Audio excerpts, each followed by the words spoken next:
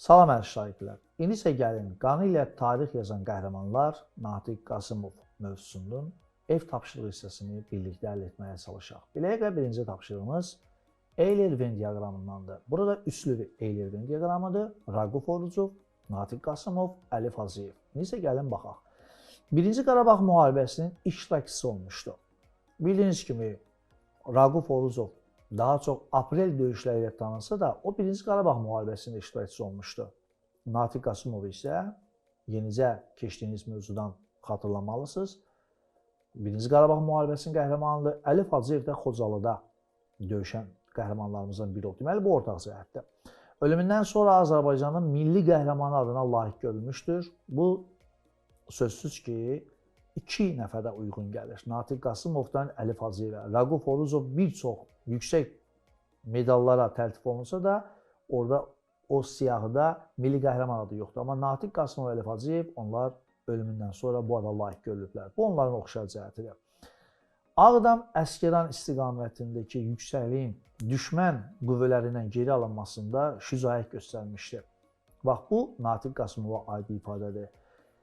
Qədim Alban kilsəsində bir neçə gün tək başına çoxsaylı düşmən qüvvələrinə qarşı döyüşməsi informasiyası da məhz Natiq Qasımovdur. Aprel müharibəsində iştirak etmişdi. Bu üç nəfər döyüşçüdən Raquf Orucovu məhz aprel döyüşlərində görmüşdük sizdən. Kəlbəcər istiqamətində xidmət edərkən düşmən arxasındakı uğurlu əməliyyatlarına görə Murov qartalı adlandırılmışdı. Xatırlayırsınız siz də mənimlə bərabər Raquf Orucov. Xocalı faciəsi zamanı dinc əhalini müdafiə edərkən qəhrəmancasına şəhid olmuşdur, sözsüz ki, Əlif Hacıyev. Beləliklə, bu tapşırığın öhdəsindən birlikdə gəldik. İndi isə gəlin ikinci tapşırığa baxaq. Oğul filmindən fraqmentlər əsasında Natiq Qasımovla bağlı informasiyaların uyğunluğunu müəyyən edin.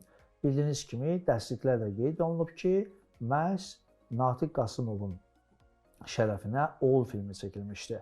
Həmən filmdən 3 dənə kadr şəkli var və ona uyğunluğa baxaq.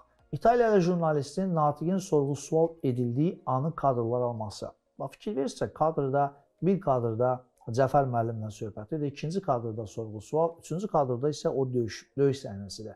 Amma İtalyan jurnalistin, yəni ki, sorğu-sual edildiyi anı çəkilən kadr, deməli, ikincidədir, bu ora uyğun gəlir. Rus jurnalistin Natiqin təslim olduğu anı kadrları alması, xatırlayırsınızsa, məhz o əlində üç rəngli bayraqla o təslim olan anı çəkmişdi. Sağında, solunda da erməni əskərləri onu ələ keçirmişlər. Yəni, özü təslim olmuşdu əslində yanınızdadırsa, o səhnə burada yoxdur.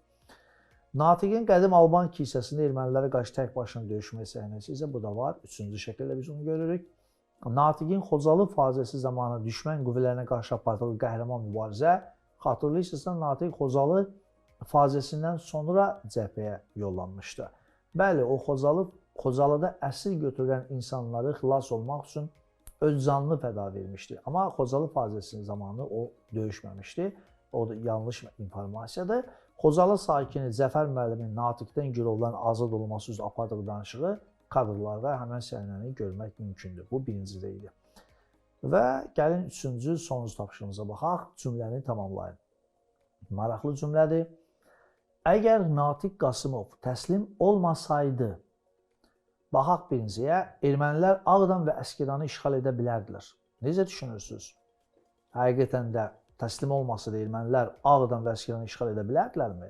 Yaxud da biz hadisənin nəticəsini bilirik ki, ondan sonra hansı hadisələr olub və təbii ki, bu heç sürə uyğun gəlmir. Bu hadisədən çox, yəni bir ildən çox sonra Ağdam işğal olunub, bu uyğun variant deyil. Susuzluq və aclıqdan əldən düşə, zəifləyə vəfat edə bilərdi. Xatırlayırsınızmı, Cəfər müəllim kilsəyə daxil olarkən o güzbəli ilə danışırdı. Neçə gün idi, susuz idi, ac idi. Bəli, həqiqətən də o Cəfər müəllim gəlməsəydi, elə o döyüşərək, zəifləyərək, acından, susuzluqdan ölə bilərdi. Bu doğru cavabdır. Mübarizəni davam etdirmək üçün gülləsi azaldığından əsir düşməmək üçün özünü öldürə bilərdi. Xatırlayırsınız, Cəfər müəllim gələndə 2 gülləsi var idi. Hələ soruşdu, niyə inirsən onu? Dedi, birini özümə saxlamışam. Demək, onsuz o özünü öldürəcəkdi. Təslim olmaq istəmirdi. Bu doğru cavab ola biləcək. Prezident Heydər Əliyevin tapşırığı ilə köməyə gələn Azərbaycan ordusu Natiqi mühasirədən çıxara bilərdi. Bax, burada diqqətli olun. Çünki hadisə 1992-ci ildə olub. Heydər Əliyev isə o zaman Azərbaycanda prezident deyildi. O 93-cü ildən prezidenti. Bunu əvvəlki dəstələrdən bilirsiniz. Bu mümkün deyildi olsun. Amma nə bilərdik? Bəlkə də həqiqətən də Heydər Əliyev o zaman prezident olsaydı, əlavə qüvvələr göndərsəydi və göndərərdi, biz buna əminik və Natiq mühasirədən çıxardı. Bu doğru variant olmayacaq və Xocalıda girov götürülmüş dinc insanlar qətlə yetirilə bilərdi. Xatırlayırsınızsa, elə məhz bu səbəbdən Natiq 22 Xocalı əsrini xilas etmək üçün Cəfər müəllimə onunla bərabər gedəcəyini və təslim olacağını bildirir. Bəli, bu da doğru cavab idi.